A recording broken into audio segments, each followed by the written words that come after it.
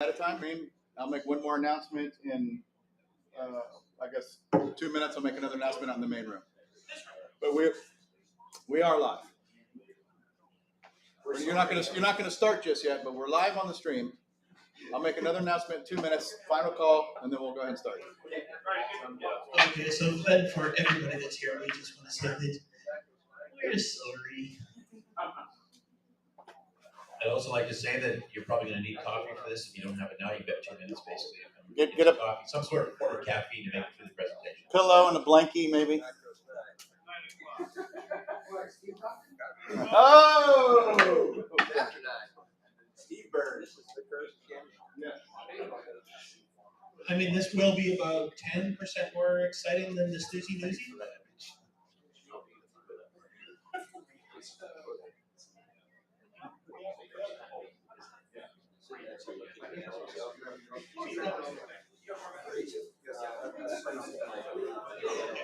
Testing.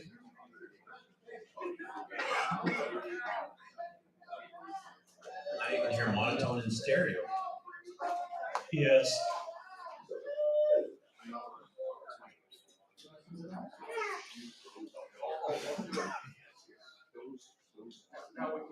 Terry, did you bring enough for everybody? Well, it's just water, so I'm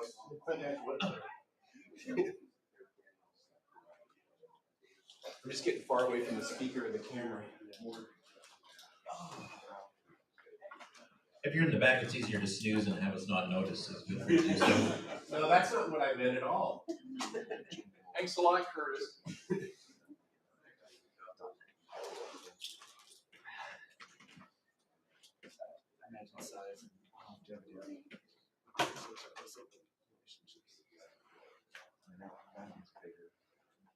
We go, Steve? You can go. Okay. Hi, so welcome to our seminar / snooze fest. We're covering some features of BASIC09 that are not documented in the 10 microware manuals. Some of this stuff was added by Kevin Darling and some other people back in the late 80s when they were working on the level 2 version 3 upgrade that never got officially released. And then there's some stuff that we've added in with the Nitrous 9 project as well. So we'll be doing some sample demonstrations of some of these things. Ken will be covering some of the more basic commands. I'll be covering some of the more advanced stuff like the pull-down menus and stuff, doing it from BASIC a lot easier than it would normally be. And we're going to have basically Ken's going to cover the stuff at the first, and then I'll cover the more advanced stuff in the middle, and then we'll have a question and answer session if you guys have any questions, if you're still awake. And that'll be at the tail end of the presentation. So Ken, did you want to take it away on the beginning stuff? Okay, well, so as Curtis said, that this is mostly things that aren't covered in the documentation, but there is actually documentation for some of it, and if you're looking to find that, then if you're in the Nitrous 9 EOU hard drive, then you can look in the directory and see that there is a directory called, yeah, I'm really well prepared for this, by the way, docs, yes. So if you change the directory to docs, then you can look in there. There's lots of stuff, but there is one called gfx2 underscore edition4.txt. So if you use the bu command,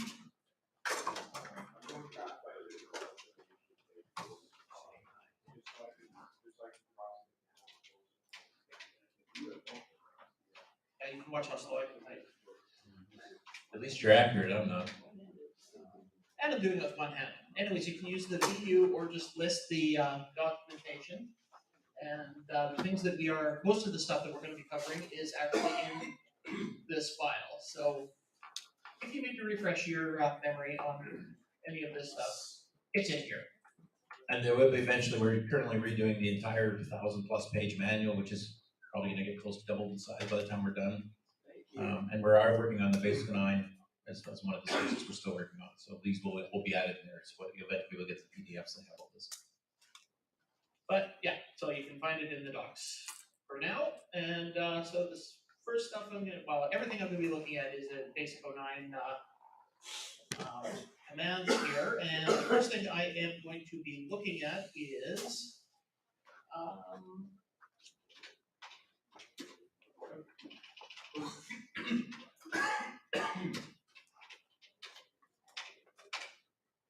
The second line there you can see is the run GFX2 winfo.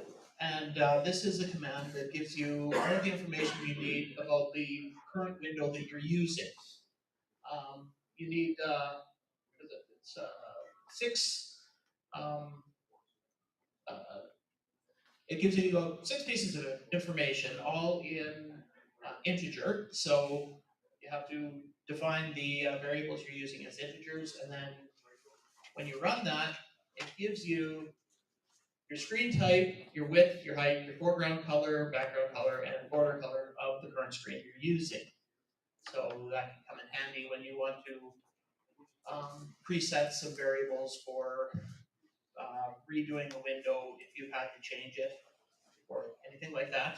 Yeah, another reason for doing is if you want to make your program size aware, because of course you can resize windows and have multiple windows on the same screen. So if you have a program that you want to be able to run on any size of window, you can use this to figure out what the current size and adapt how you're printing menus, etc. to the screen based on that.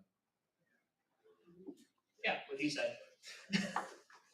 Now, the next thing that I am going to show you is there's a tone generator in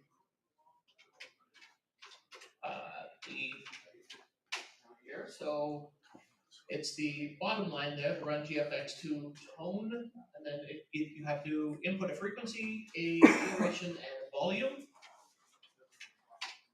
And your frequency can be anything from 1 to 4095. So, and your duration can be 60ths of a second. Although one thing that's not in the documentation, that if you go above 255 60ths of a second, it resets to 1/60th. So 256 is actually 1/60th of a second again. So 3 point however many seconds that is, you can do it for. And you can set your volume, and I don't know how loud this is going to be, so I'm going to set it low. We'll find out. And it's coming through a little bit warbly, but That's techno music. yeah, there you go. You can. That was our jam session last night. That's pretty well the whole thing sounded like. I think that was warbly after listening to Curtis's guitar. I'm not sure. I think you violated the effing pad. Now, the next things I'm going to show you is some graphical commands that can make things a little bit easier when you're doing some graphics. So, the first one to look at is the F circle command. So what this does is it draws a pre-filled circle. And I just have a little program here to run it where it's going to continually draw smaller and smaller circles inside of each other. So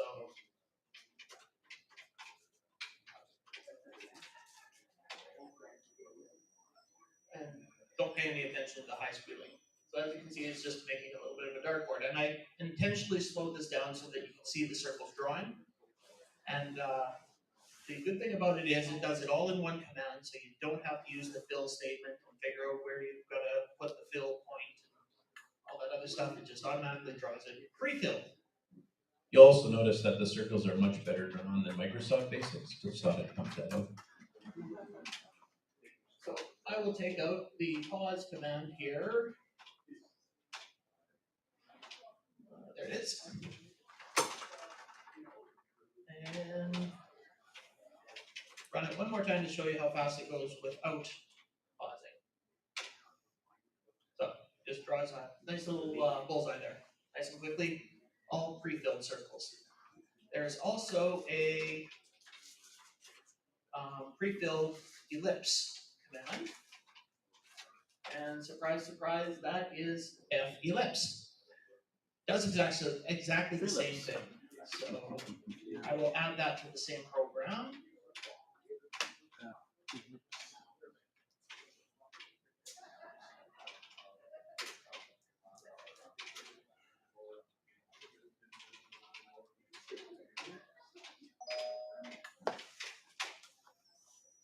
And then it just draws a couple of ellipses there. Exciting, isn't it? Yeah, so you save some time not having to use the build command on both these, which is nice. I will mention too that the way this is working, it's not like it's calling a regular circle and then calling an actual paint. This is a single command that's been added to the graphics driver to do filled ellipses and filled circles in one pass. So it's not just cheating and doing two commands in a row. So you can change where Yes. Yeah, you can change this. So as you can see here, I'm setting the color ahead of time. So that's setting the color to your circle. Then I'm drawing the ellipse. Then I change the color for the second circle. Then drew the ellipse. So it's taking whatever the foreground color is and turning it in and making it. Then you specify the center point with the setting it, and then you can also specify in the ellipse command's case, you can specify the vertical and the horizontal.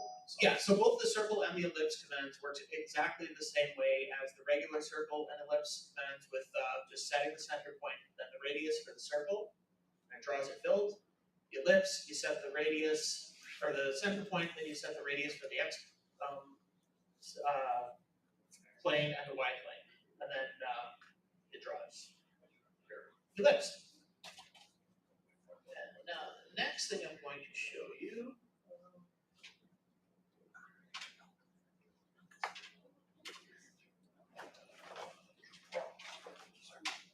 There's also something in the draw command. So if you're familiar with the draw command, you know that when you're drawing, you have to set the pointer with the set PPR command, or SPPR, I think it is.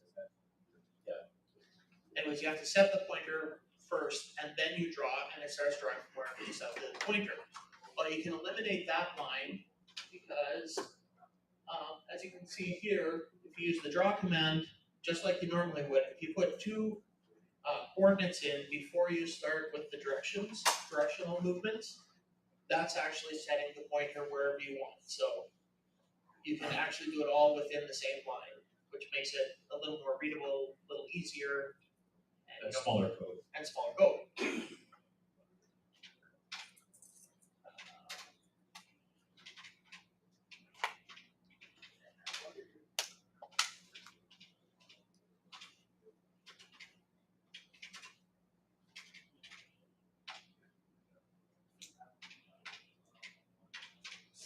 So there, I just drew a little house there.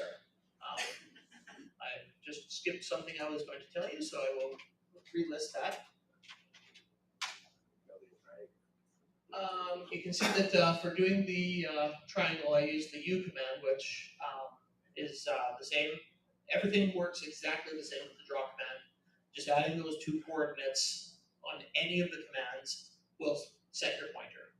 So for drawing the triangle that I have at the top there, it draws it, it sets the pointer, then it draws, what is that called? So yeah, it works for both the direction statements and the statements for drawing relative vectors. And when you draw the relative vector, it just resets to the draw point, and then you can draw another vector. I'm assuming you're familiar with the draw statement. If you are not familiar with the draw statement, a little bit of self-promotion. I did do a video on my YouTube channel about 2 weeks ago about doing all this with the old commands. These are just updated, better commands to use than what I showed in the video. My channel is Canadian Retro Things, so that's my self-promotion. Please feel free to clap now. Please, be too kind, be too kind. Oh, yes. Well, I'm Canadian, so I'm shameless. I didn't know about the shameless part, but sure. Just save that pause thing out of there to keep slowing down the program. Now, the next thing I'm going to show you is a graphics command. It's the transparency character switch command.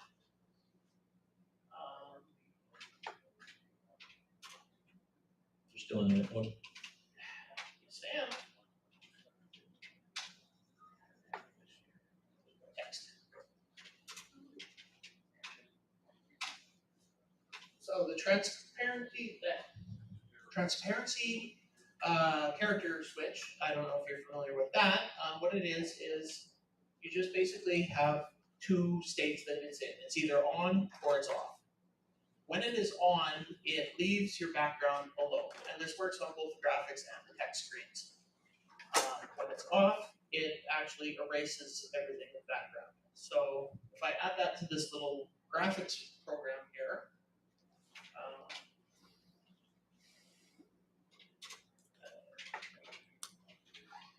this is a lot easier to do when I had two hands to type. I'll add it to the end here.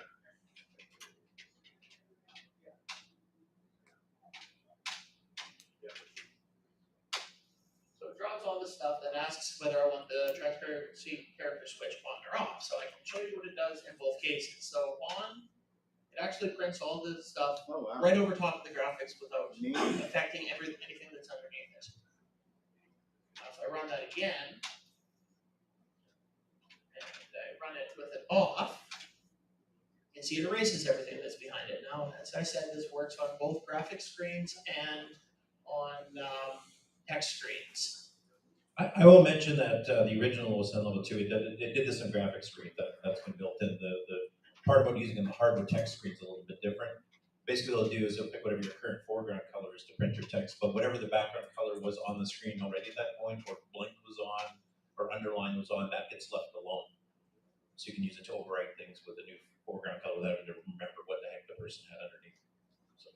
Yeah, and as you can see, this is a text screen or a graphic screen, so it's in screen mode 8. So, and the last thing I'm going to bore you with is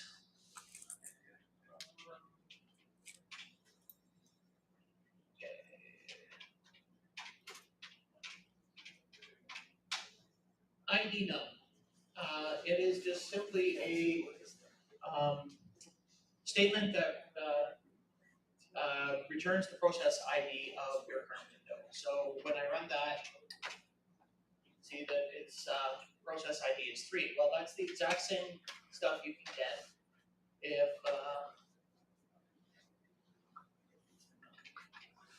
you run the proc command.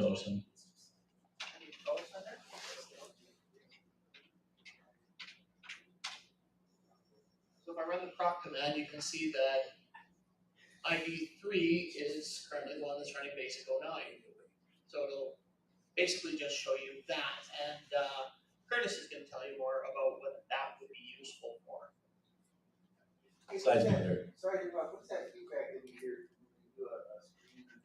That's the, it's picking up something from the computer. Okay. I think it's a CoCoFEST DC actually, because I was noticing that earlier too. It's Yeah, worse I when it's was noticing it whenever it's drawing graphics, it's doing that, so it's like a feedback through the speaker system somehow. I don't know. Apparently they didn't design these computers to run with that. We really like it. We reinvented AM radio. I'll let Curtis take over the computer. You guys have to do that every year. Oh, sure, no problem. Okay. Okay, so to kind of pick up where Ken left off here, the ID command is useful, especially when using stuff like input buffers, because one problem that a lot of us programmers had when level 2 first came out, because we're used to disk space, we're not used to being in a multitasking environment. So you might run one program that's doing some graphics editing, and you might run another one for a game or something like that, and everybody just pick group. Like buffer numbers, input buffers, unlike this BASIC, are not based on strings, they're based on a group number and a buffer number within the group. And people would just hard code, like I'm gonna use group 2 for my program, and then somebody else, uploaded a CompScript Delphi and did the same thing, and their program used buffer 2 as well. And then you run both programs at the same time, and then of course it trashes whatever the first program did, replaces them all. They could be the wrong screen type, the wrong size, whatever else. And then when you go back to your first program and you try to run anything, everything just goes complete bonkers. In case the machine would completely crash because it's trying to do graphic stuff that it was not designed to do. So the way to get around that was to make sure you had unique buffer numbers for yourself for your own program. So if you use the ID number, because every process ID, every program that's running in OS 9 has a unique process ID number, you're guaranteed that nobody else has that. So you would use this command here, the ID num, grab your process, in this case 3, and then you could use all the 255 graphic buffers in group 3. And you wouldn't have to worry about interfering with anybody else. Now what happens if you need more than 255 graphics buffers? You do some complicated animated game or something like that. Well, what we tend to do there, like OS 9 right now, level 2 for the CoCo is limited to a maximum of 32 processes. So basically what you would do there is just add 32, add 64, and keep going adding 32 up till group 200. Group 200 and up was reserved by Tandy and Microware for like fonts and paint patterns, and we've added card decks and a few other things. So they're system wide. They're meant to be shared by everybody. So those you kind of just keep away from unless you're adding to those. So basically, if you just add 32, you get another 255 buffers, and you add 64, you can get another. You get up to over 1,500 buffers. So I think for a single program, that's probably enough. The first little bit here I'm going to cover too. Besides that, I don't really have anything to demo per se on it, but there's a couple of techniques too. Like talking about doing in a multitasking operating system. One thing you should try to do, if you can, is try to make it CPU friendly for other tasks when you don't need the CPU. So if you're, say, running an in key loop, let's say you'll prompt, press enter to continue type thing. What we're used to in this basically just do, in key and just do it, in a continuous loop forever. Well, it's eating a lot of CPU time, and technically the system's not going to read the keyboard more than 60 times per second. That's how often it checks the PIs to hit key. But if you got it in a hard-coded loop, it's checking it way more than that. It's never going to get a different result. So the other programs in the system will take take a bit of it. I just saw the splash of purple go by. So basically, it'll take the other programs in the system will take a bit of a hit there because you're just sucking CPU time using a completely wasted read of keyboard. So what you can do is you can add things like a sleep call, and that's where you have to get the system calls. That we don't have a little BASIC09 thing for that yet. But if you learn to use syscall, you can access every single API that OS9 has for BASIC09. So there's a ton of power in there to get to, and I won't get that in this discussion here. But one friendly thing you can do is just do the in key and then check if there's a key press that you're actually looking for. If there's not, sleep for a tick count of 1, which is a special one that means sleep for the remainder of my time slice. So basically, you're giving the CPU time back to every other process in the system, and then the rest of the 60th of a second. So they all get that CPU time, and you're basically going to sleep and not doing anything until the next time you actually could read a different key based on the key scans that are actually done in the operating system itself, based on BASIC, which is 1/60th of a second or 1/50th if you have a PAL. So it makes things a lot smoother. You can actually see things running. If you guys saw my little demo later yesterday, I had the line drawing program there, and then I was also playing Rogue in the other window. And originally, I did not have a sleep call in the line drawing program, and it was going a little bit faster, but it was also causing every time you go in Rogue, you notice a definite slowdown because of this pause. I changed it to draw the line and then sleep for the remainder of ticks, and I think it smoothed it out quite a bit, so it's smoother multitasking in that case. And now, if you're actually trying to do a graphic game, you probably don't want to slow down your graphics like I did, but it was more visually to show you what that sleep call can do to smooth things out. So that's one thing there. Okay, I'll get into some of the more advanced graphic features here. So.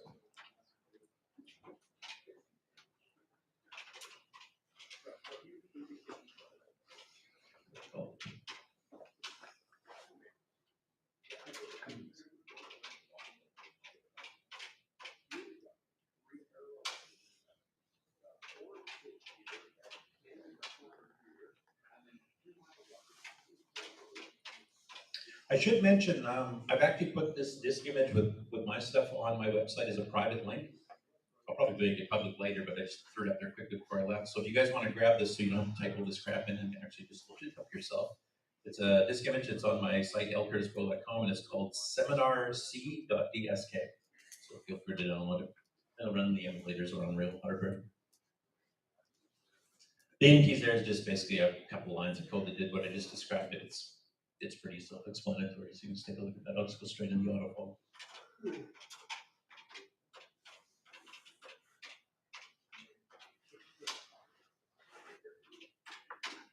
Sorry, what was it again? Seminar C? DSK. So it's just a raw fluffy image. Okay, so one thing that people generally tend to like to do is if you are making a graphics editing program or a game that requires a mouse or something like that, you want to be able to move the mouse and put the cursor on the screen. Now the old way to do this is you have to put the cursor, and if the guy moved the mouse, you have to check and read the mouse, and you have to move the mouse cursor, and you have to keep doing this in a loop and everything else.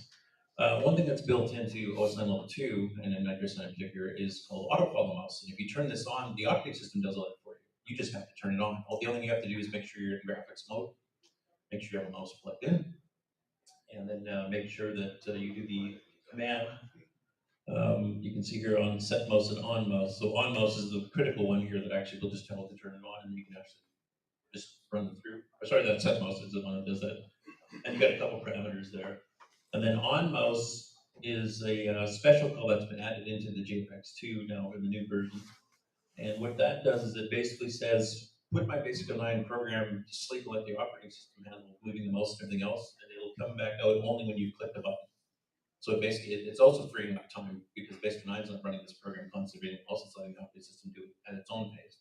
And you can actually set how often it samples the mouse as well. So to get into some specifics there, the set mouse command is 3 parameters. You can see I've got 3,1,1, and that's the fourth line from the bottom. And that is 3 mouse parameters. So I will mention that something that I've added into EOU is that if you put a 255 there, it'll leave the system settings alone that you already have for those parameters. And that's been added so that every time you run something, you're not changing stuff for G-Show, some other program that thinks it knows what it's doing at what speed. So the first one is how many 1/60th of a second ticks between mouse reads. So I've got that currently set to 3, so it's doing 1/20th of a second, which is fine, but it also frees up a little bit of CPU time, so it's not scanning it constantly. And you can change that if your program needs faster mouse movement, feel free. The second parameter is how many 60th of a second ticks before a mouse button times out. So that basically lets you, how long do you have to hold down a button to click type thing, or how long to let go. And the third one is your auto follow. So if you put a 0 there, it'll turn the auto follow mouse off if you do want manual control, or you just want to shut the mouse cursor off completely. And if you put a 1, it'll actually do the auto follow. And then the line after that, the on mouse, which basically just has a one parameter that's currently being used. There's some stuff I have to do to enable some things afterwards. I won't talk about this here. So you just set it as 0. Basically what that will do is tell the BASIC09 program to go to sleep until a mouse click. Then it'll handle the movement of the mouse and stuff too. So I will run that one. But put a little bit of directions here on the screen. Now I don't have an actual mouse here, but I will use a keyboard mouse. Ooh. You move it around slowly and stuff. Keyboard mouse. And then with the keyboard mouse, F1 and F2 are your buttons, and right now I've got it set so I don't care which one you hit, but I'll just hit F1. And it's the mouse button clicked, and 1 means button 1. At the mouse cursor position 133,81, so that's where the little end of the pointer is pointing to. And you notice the mouse is still on the screen. So right now my BASIC09 program, I can still move the mouse around, but I'm still actually in BASIC09 itself here, so I can still list it and still move the mouse while it's running around here. So you can see that it's actually multitasking the mouse even with my BASIC09 program not even running at this point. And then you can of course shut that off too. So it just really helps because you don't have to write else code. So basically, to write a program that actually moves the mouse cursor around, updates the screen to show where the mouse cursor is, and then clicks on a button and tells you where it is just that tiny little bit of code. Most has to set up the window, the most parameters. The critical part is just the last few lines there. That's all you need to do a mouse. So that's all I usually did do. It's just basic. You'll hear me say that a lot, but just basic. Sorry. Come in handy if you're doing a lecture and you didn't want to use your laser pointer. Yeah. Your mouse there. So that's how you get the mouse going without you having to do much coding to actually do it. So next up,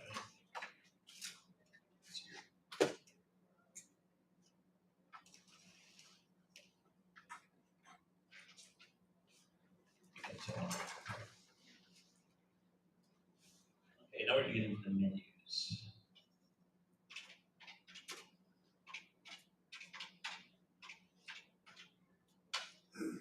This is a little more complicated because this is doing full drop-down menus and menu selections and stuff like that. So you will need a bit more code for that.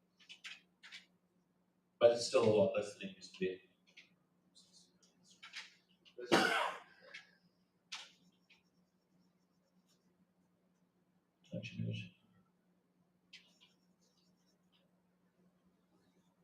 So there's certain structures you have to find. If you go to the GFX2 edition 4 docs, the docs directory, there's explanations of exactly how they do it. I usually just copy theirs and adjust them for whatever, like how many menus I have, how many items are on a menu type thing. But there's certain things you have to dim for it. You don't have to call them the same names I did. That's just what the samples used in the documentation. So I just duplicate here so it's easier to follow along with. But you basically define a few different things here, and then you have a bunch of little commands. There's a couple values that we're dimming here just to make it easier to read the code. Like just like enable flag and disable flag if they're just integers defined as 0 and 1 type thing. What are those numbers? Those 4 numbers, column to the left. Oh, if you're not familiar with BASIC09, that's the relative offset code size-wise within the BASIC9 program. So that, you know, the very top, you can see there, that line is starting 32 hex bytes into the BASIC9 program. We're looking at the next line. So it's just the hex address offset within the BASIC9 code. Thank you, Validate around. No, that's fine. We wanted to make sure beginners and people that have actually used BASIC9 quite a bit, but have not tried any of the new stuff we've added. So. The shell command stuff is because this particular demo program, actually you click on something that actually runs an external program. So those are just, you know, for my program demo, basically just some commands that want to run.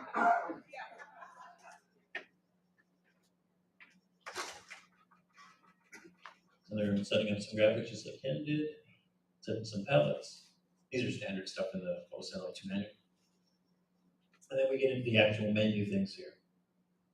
So this will take a little bit of explanation. So let's go back again.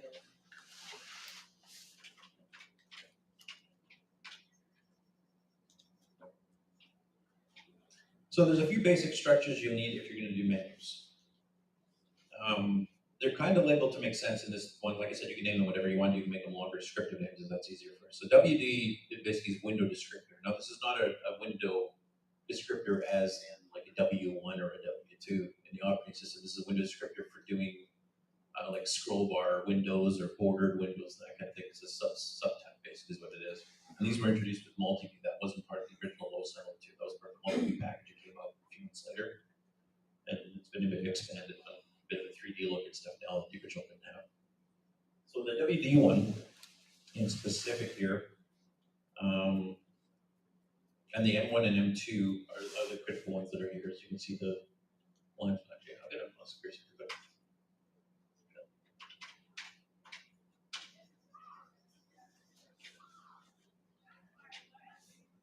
Since I have a pointer, I might as well use it, right? Yeah. So here's the W2, that's window descriptor 1. This is like the menu stuff here. And you just define them as strings. Now in BASIC09, if you just say string and you don't define the size, the default's 32 bytes, which is pretty close to what these calls internally need anyway, so it's a nice easy way. You don't have to remember a specific number, fit them into a certain size. And I've got some comments in here too to help you with some of the lines. Okay, so the window descriptor 1, WD,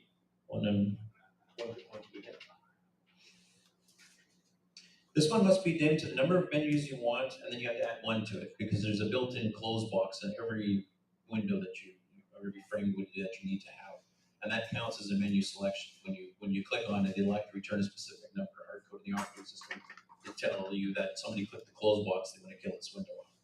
So you have to add 1. If you're going to have 3 menus on your own program, you do 3 plus 1 is 4. If you have 2 menus, then you have 2 plus 1, so you can put 3 here.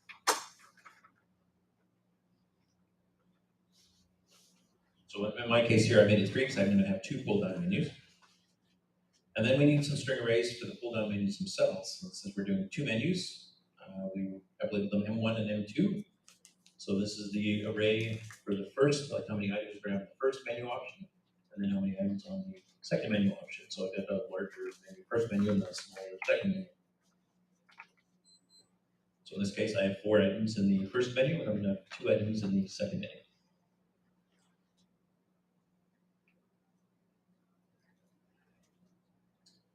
I will mention we've got some variables defined here, menu underscore ID and menu underscore item, which are when you tell it to return what menu selection somebody's done, it'll actually come back and tell you which menu ID number they picked, and then which item on the menu it picked, and then also can return certain things that they click the close box. Is this base 1 or base 0? Base 1.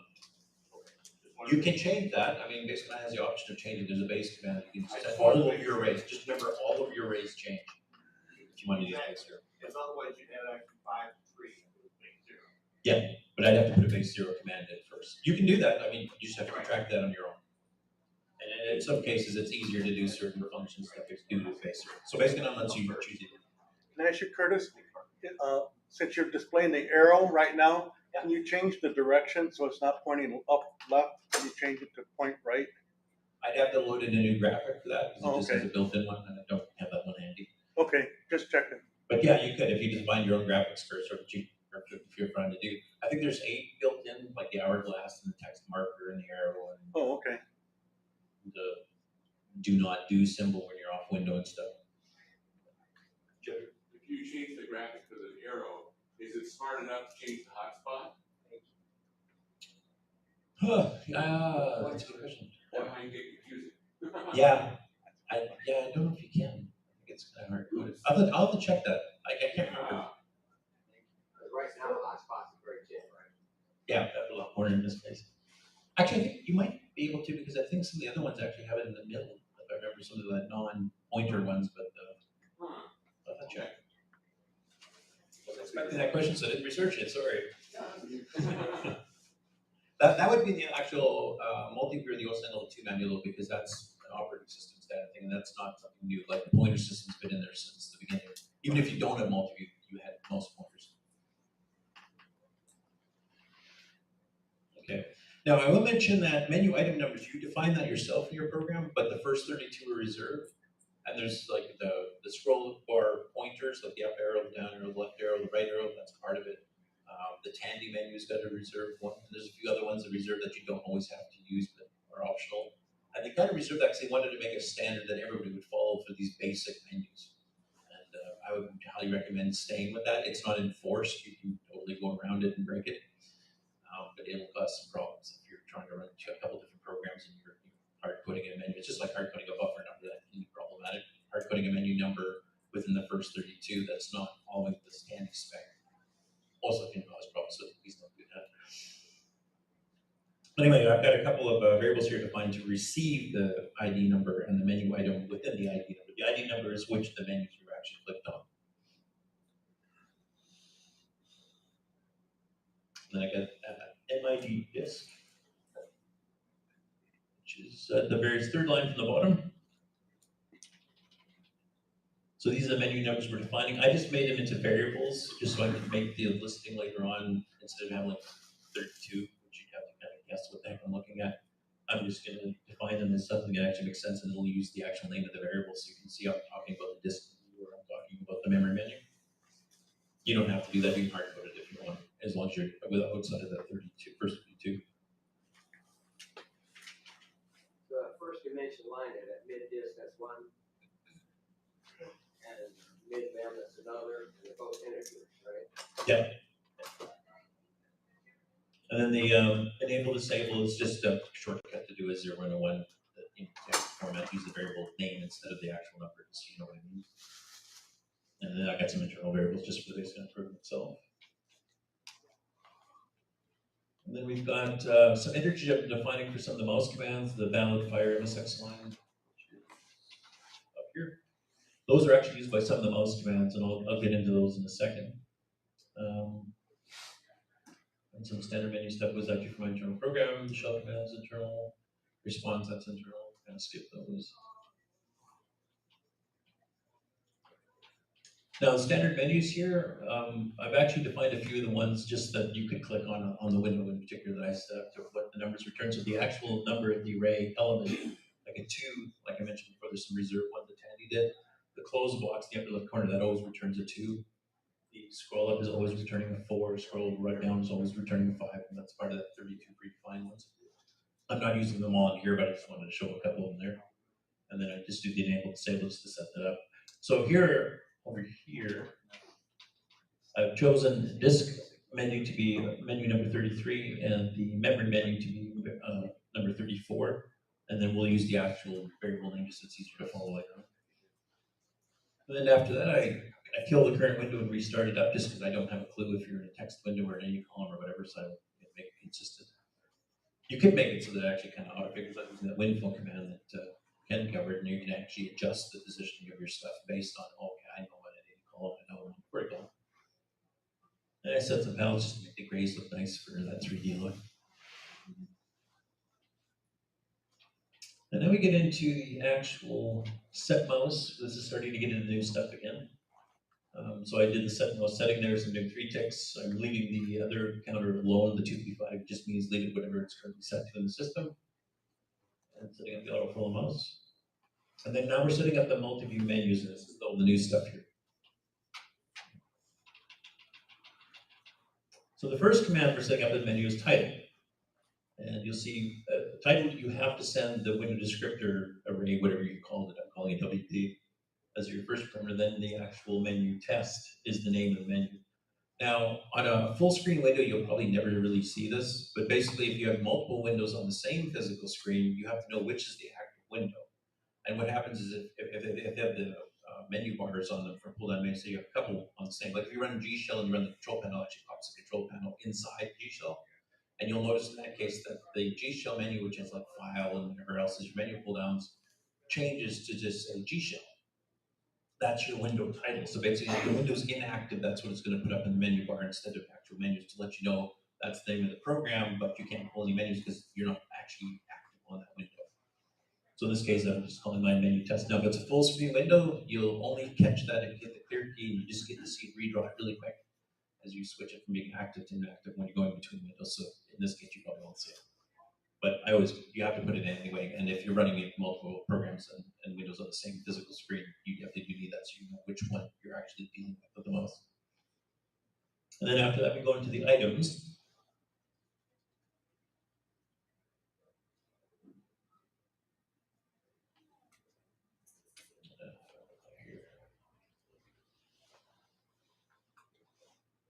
Which is the menu and items command. So the menu actually sets up the menus themselves.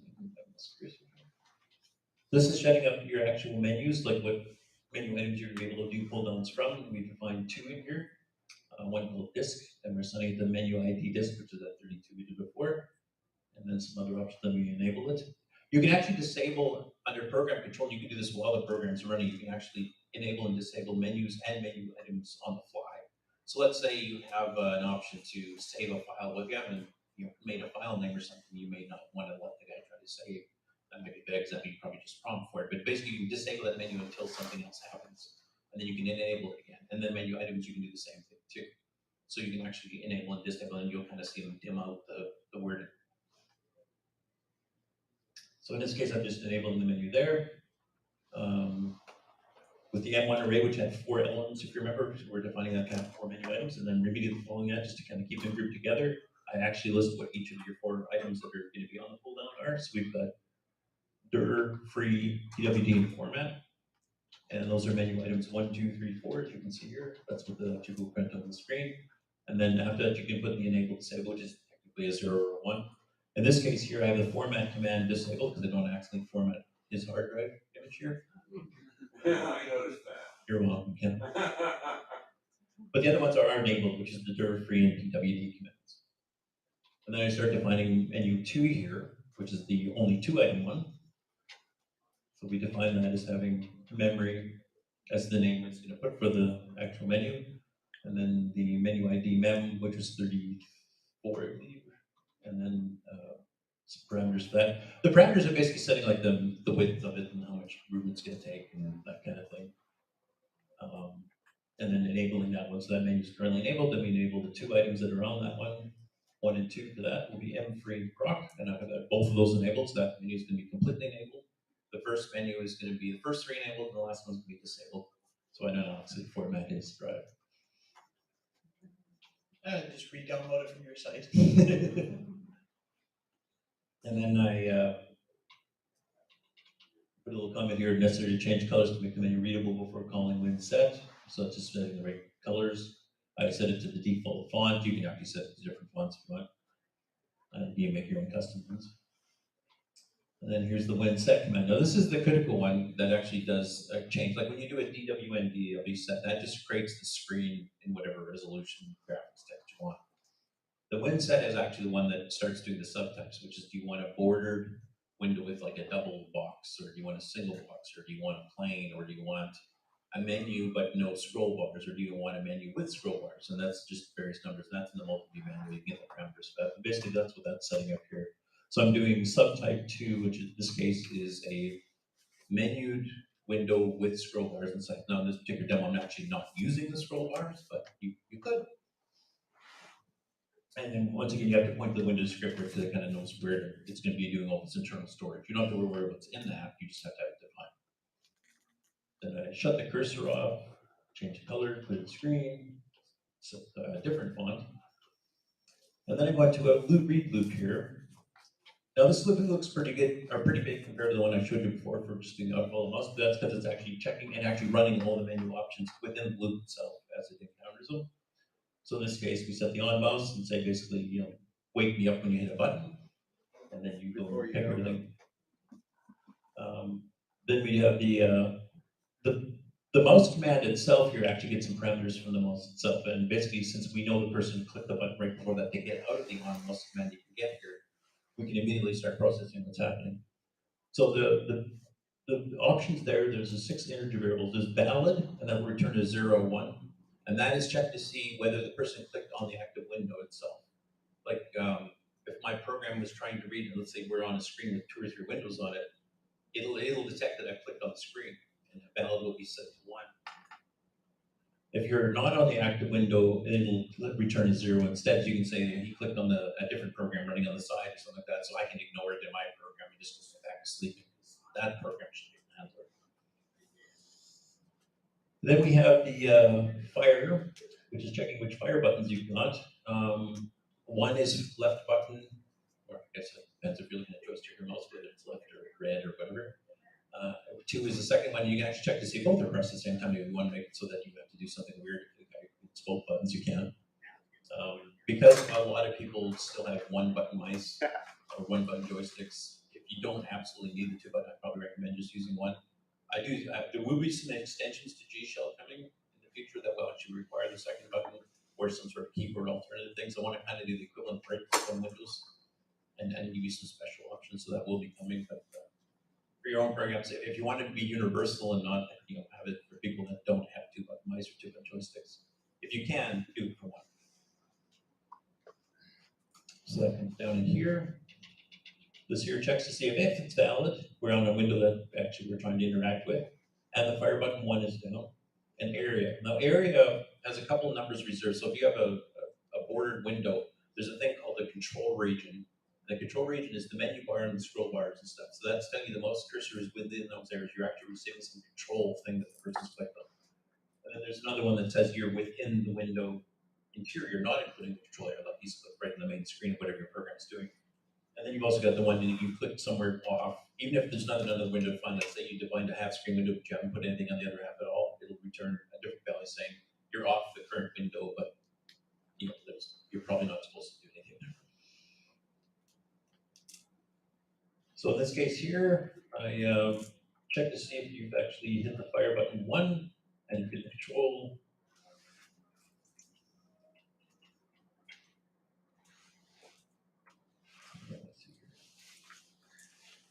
Yeah, so the cursor X, Y, I did this kind of because I didn't know at this point if the person actually selected something. Like you can click in the menu bar, but if I only have 2 menus on the left, you click on the right and there's nothing.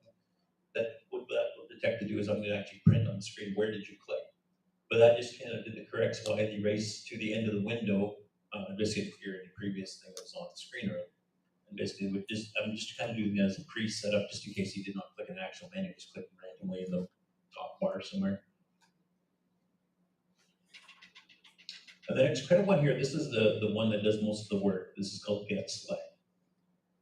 And basically what that's going to do, the operating system will return in menu ID and menu item. It'll return, and then you have to take consideration scroll bars, pull boxes are included in that, so you have to use those reserved numbers. But basically I'm really checking to see, did they click on one of the menus I have, and if they did, which selection did it pick? The opposite because it did all the graphics, doing that on its own with that one command earlier.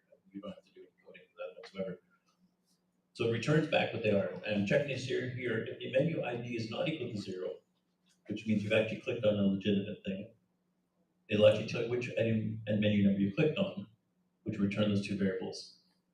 And if you didn't, it'll just say you clicked the button, it'll tell you the screen coordinate that you click the button at. You don't, I mean, technically, you're only reacting to anything you need this. I just want to demonstrate it.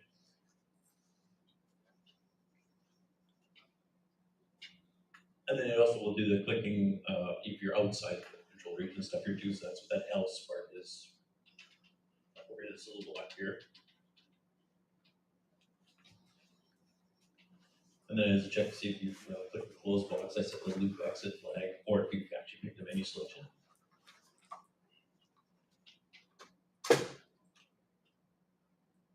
And then I have some handling for the specific menus themselves and what it calls, etc. So that's basically the entire program.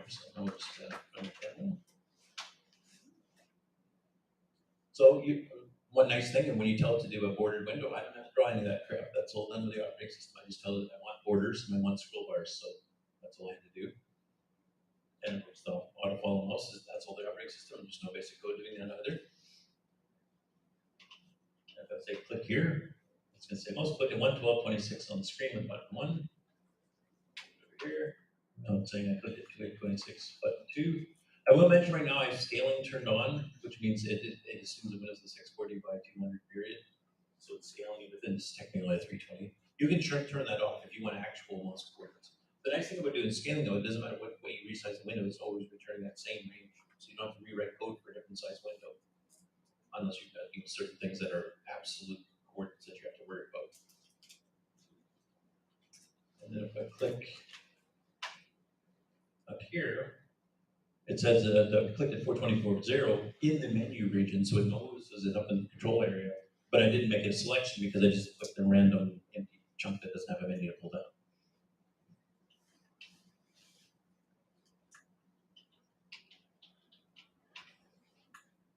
And there I hit the scroll up and it actually exited the program. That's what I had to do if you click on the scroll wheel. So actually the menu 4, which is one of the internals for the up arrow. And the item actually, in this case, if it's a scroll area, it doesn't have an item. I will be changing that in the future because I want to be able to click on anywhere on the side to jump down or just have a page one that's how it does now. So basically, I just had it exit out and it said you hit scroll up. So I already know that particular menu item. So if I'll run it again, I'll actually do an actual menu.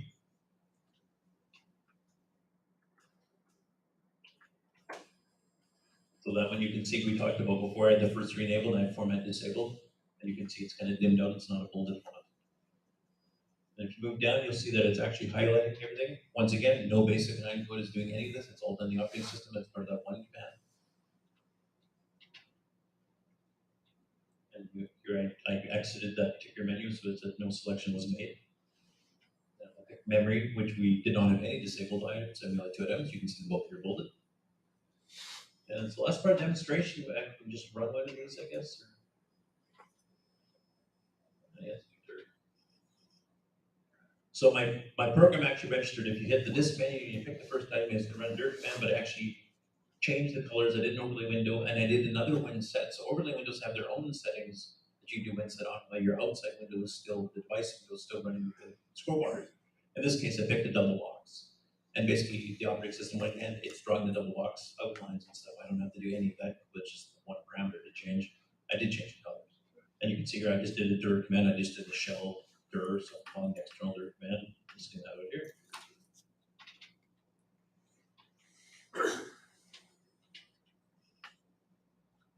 And there I pulled off the menu, the other menu with the other one, and it basically did the same overlay window with the double box, and now it's externally calling the create command. You can call anything. You can call like the play file command if you want to, play a WAV file in the background, which I've actually used in a couple of games like Battleship, stuff for explosion sounds. You can call graphics things. Well, you can call anything basically, as long as it is not the screen windows. Some programs you run will actually redefine the windows themselves, and then this will get hopefully confused. So make sure you know what you're doing.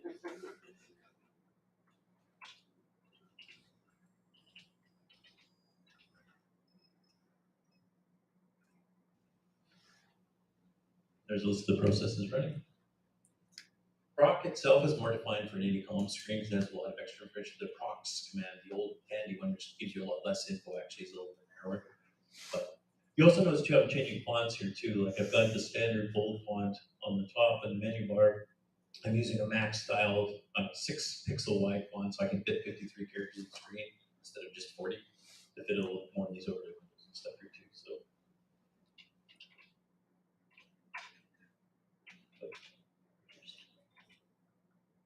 here, it said that I selected the menu number 2, which is the hard-coded one with the close box, and it says close box to let you know that's what you clicked, and that's a pretty well end of my presentation. Go ahead, Brad. For the mice. Yep. How does it know which port that you have the mouse hooked up to, or are you doing serial mouse? Well, ease of use, we have that in the environment file, so you can set that to whatever you want. You can do that in the control panel, you can do manually with the text editor. And you can define, do I have a high-res mouse? Do I have a low-res mouse? Do I want the left one? Do I want the right one? So you just set that up ahead of time for you can actually, if you're running your own program, you can actually force it to something more, prompt the user. Like one thing I tend to do is I'll just say, click the button of the mouse or joystick you want to use. Because when you do a joystick read, it'll actually return, all the buttons at once. You can immediately tell, okay, you click the left one, that's what I'm going to use from now on. So it's up to you how you want to do it. You can leave it to what the operating system is using, but you can also set yourself or you can do it on the fly. Okay, because if you're plug a mouse into right now, which port is actually active? Yeah, well, in this case, I'm actually cheating to the keyboard. I'm not even Right, using I'm it. just saying, if you did plug one in right now. Yeah, I think what's your ease of use default too? Yeah, Okay, and you can change it. okay, so it's defined. Yeah, it's predefined when in the, Okay, I don't know if there is like a mouse, when you define it, you can't define it on the fly. Yeah, you can. Parameter, or you can't, so you can say, oh, look at the joystick port left. Yeah. Right, okay. it's just that the actual ease of use project, it has it predefined as a digital mouse. Yeah, and you can change it. And Like, you can change that. yeah, if you change it to the environment file, it's a system-wide change. So every time you boot, after you change it, it'll always come up whatever you prefer. Okay. And the keyboard mouse overrides that anyway, so you can use that no matter what you've got defined. So if you actually screw up and you plug it in, you don't feel like unplugging your joysticks, you can just use the keyboard mouse as a temporary stopgap. And if you want to get in and change your system setting files, I did do a video on that too. Yeah, a plug for a second. So you can't get the system to reverse the environmental file. You can't change it. G-Shell, I think, it doesn't do all of it, but G-Shell, if you fire G-Shell, let's say you quit G-Shell and restart it after you changed it, it will bring in the new changes and set them. I don't know if it does all of it, because we have a lot of stuff in the environment file that wasn't in the Tandy one. There's like printer settings, there's COM settings, some of those were in there before, but we've got a bunch of other default. We've got 2 sets of palettes. The original Tandy one only had the system palettes. We have G-Shell specific palettes and the system palettes. So if you want your GUI to look a certain way, but not fry programs compatibility, where all of a sudden you're trying to read a screen that it defined with the old blue, red, whatever was defined, you can still run those okay. So, and there's a bunch of other things we've added in there too. Some of the stuff's still in from Tandy, like keyboard repeat speed and delays. But you can define like the default G-Shell graphics mode in the environment file. So if you want to boot up in any column, we're going to do 4-color, 16-color, or 40-color, whatever, you can actually do that in the environment file. So it always comes up the same. And that wasn't the original multi-view at all. That was added by us. So just a show of hands here. Who actually has done some BASIC09 programming? Even if it's just a little bit to get your feet wet type thing. Oh, that's good. Rick kind of goes, I don't know, maybe I did. Well, I know I did, but it was like, pounded at 45, Yeah. Not much. Yeah. It takes a bit of a while to get used to. Like when you first get into it, it's quite different than this basic. I mean, some of the commands are similar, like print and draw and stuff like that, but there's a lot of new commands. There's a lot of structured commands like loops and repeat and while in, while, and that kind of stuff, kind of more based on Pascal. You can get stuff like, watch Ken's videos for lots of these here coming up, but you can get complex type declarations. You can define actual, almost like a mini database of stuff that you can then start accessing by record. You don't have to sit there and just, parse multiple arrays to get, the guy's phone number, the guy's name, his user number, whatever type thing. You can actually have that as one complex structure, and you give an array for that entire structure. So you're doing whatever dot name, whatever dot user number type thing. So, yeah, exactly. Yeah. Any other questions? And Ken and I are actually, I should mention this, Ken and I are planning to start doing a series of live streams on BASIC09 specifically. We'll probably pick a topic, but we'd like you guys to send us a message on Discord or email or whatever if there's certain things you'd like covered on it. And then we're also going to just take free things from the chat room, or anyone who wants to join the session on Discord there, they can actually join us in and do some live stuff. We did one live one, you were around the time, but we did one live this time. I think it actually was pretty well received. It lasted several hours. So it's even more boring than this. But, feel free to come along.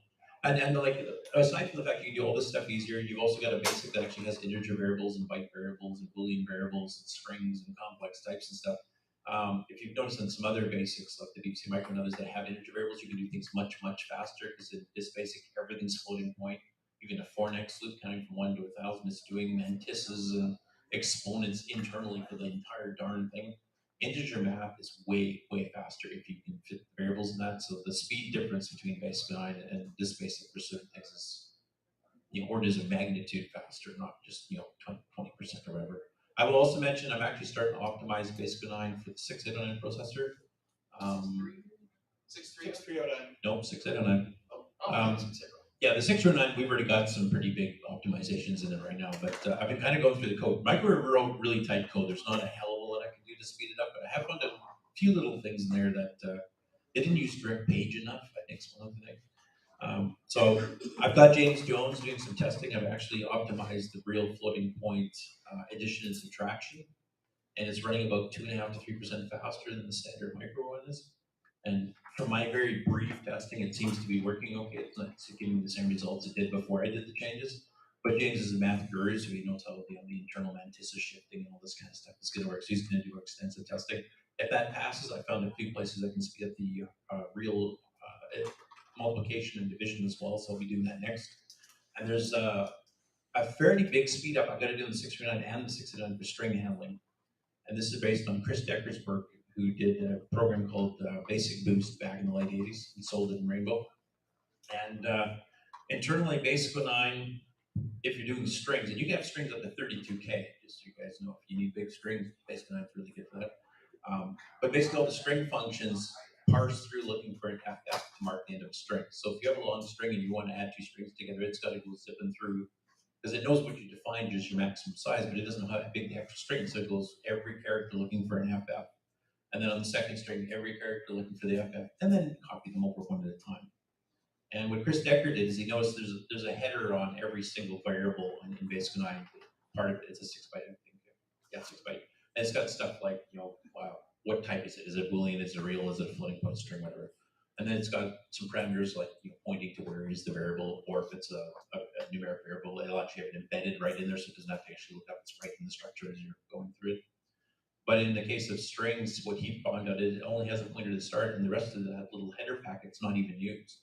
And he goes, why don't I add the length in there? And as long as I change all the string functions to update that as you're doing things, then I immediately know where the string is. I don't have to go through all this parsing to do adds and anything else from mid strings or left strings or anything like that. And he got a huge speed increase out of that. And I've got to now backport that because his source code is completely different than ours at this point. But I'm going to be doing that. So all the string functions will now have the lengths embedded in. It's the 16-bit number for the lengths. And then all these string functions just start speeding up. The larger the strings, actually, the faster the speed up will be, because if you're trying to parse a 1K string and you have 900 characters in it, it's going to have to do a load A, compare 900 times to figure out the string. Now it's just going to load that little 2 byte size and just jump straight there. So you'll be seeing string functions getting a huge speed increase. Woo! Coming to an EOU near you.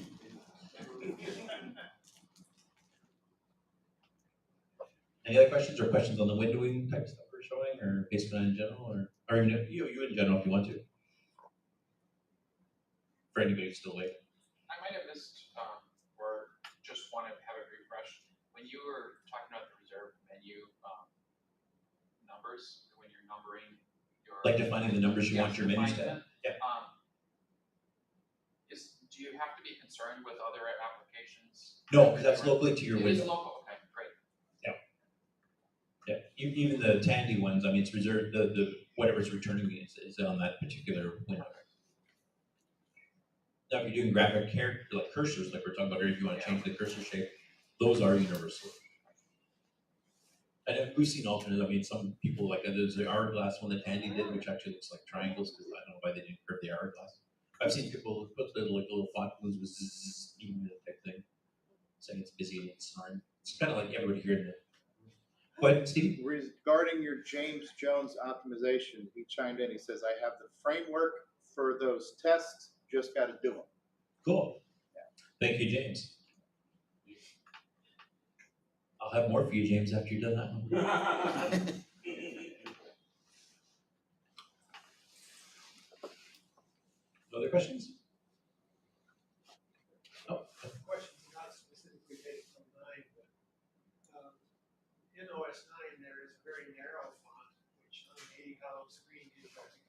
106. 106. I was actually using that font on those overlay ones, the blue ones. That's actually what I was using. If you're, that only works if you're a graphics. Correct. And updating screens is slower. Yeah, because I mean, a text screen is like a 4K for an 80 column. It's like 16 or 32K if you're doing graphics. Depending on what you're picking. This has to do with my registration process where I'm using a spreadsheet, which I wish I could fit all the columns in on the screen, but I can't. The trouble is then I have to be scrolling left and right to study one particular line because I have too many columns. And at first I thought, well, let me try the other font. And the trouble is that I can fit more columns, but the software itself, the Dynacap software, doesn't know that. Yeah. And so it's only using 2/3 of the screen, but when you get to the right 2/3, it wants to scroll. Yeah, the program has to be where like the spread text editor that came with the development system actually does have a -W equals, which is the width of the screen. And if you run that narrow font, you tell it it's 106 columns, it actually does properly use it. So it's the software itself has to be patched to know. I know the VED editor, I'm actually working on doing a patch to allow it to actually use that too, so you can do 106 column for text editing on that. We'd have to patch Dynacap. Yeah, unless it, like Dynacap was written back when they were doing it on terminals, and some, of the higher end terminals had 132 columns and 160 columns, stuff like that. So if Dynacap was written for that or has a term set file or something, then you might be able to, you might be able to do some changes in that, and you might actually be able to do it in 106 columns. The operating system, like if you do a cursor XY, it does know how to handle the 106 built in. The program just has to be smart enough to call it. Yeah, I mean, there's one. I mean, do you have a 609 or are you still 609? Okay, first thing, get a 609 because that will speed that up. And when Ed Snyder at Zipsterdome gets the GameX in full production and you can kick it up to 3 megahertz instead of 2, that makes a huge difference. I was demonstrating a little bit at the table there. People got the 609 GameX speed mode. I showed the press screen practice because it's a bunch more obvious how fast it's running. Now it's running like 20 frames a second on the GameX. But yeah, there's a couple things. The 609 is speeded up probably about 30%. And the GameX will speed it up about 130%. It's still slower than hardware text. I mean, you're moving a lot of pixels around. In the case of a 6-bit font, you might be having to shift them around depending where it's on screen. You can actually technically fit more than 106 columns too if you turn proportional text on, because then it basically takes the width of the actual character, just scans the character itself. Well, it screws up formatting because every character is a different size. So I mean, yeah, I can fit more, but now I have no idea where the hell on the screen I am unless I go through every character and figure out, okay, that was 2 pixels wide, that was 4 pixels wide, that was 3 pixels wide. Thank you. Yeah, Jay, I should mention Rick Euland on his little demo of his network card, his little browser that he did. He's actually running graphics when he actually uses the narrow font for some of his stuff too, to differentiate between bolding and headers and stuff from HTML.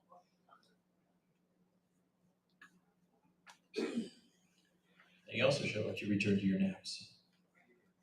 What do you mean? Will you be signing autographs later? Of course. Yeah, okay. Don't use John Hancock, it's been done. Yeah, I'm just kind of scared. Like, if anybody was at PenFest 2000, we had Mark Hawkins and Microware was actually there. And as Ron Bull somebody came running up to him and they just went, "Sign my back." And you can see the look of complete shock and horror on Mark's face because he didn't know how to react to this. So in other words, do that to Curtis. Everyone. I can't remember if we caught that on tape at that time, but yeah, Jason, if he goes over there, will be able to tell you, but it was hilarious.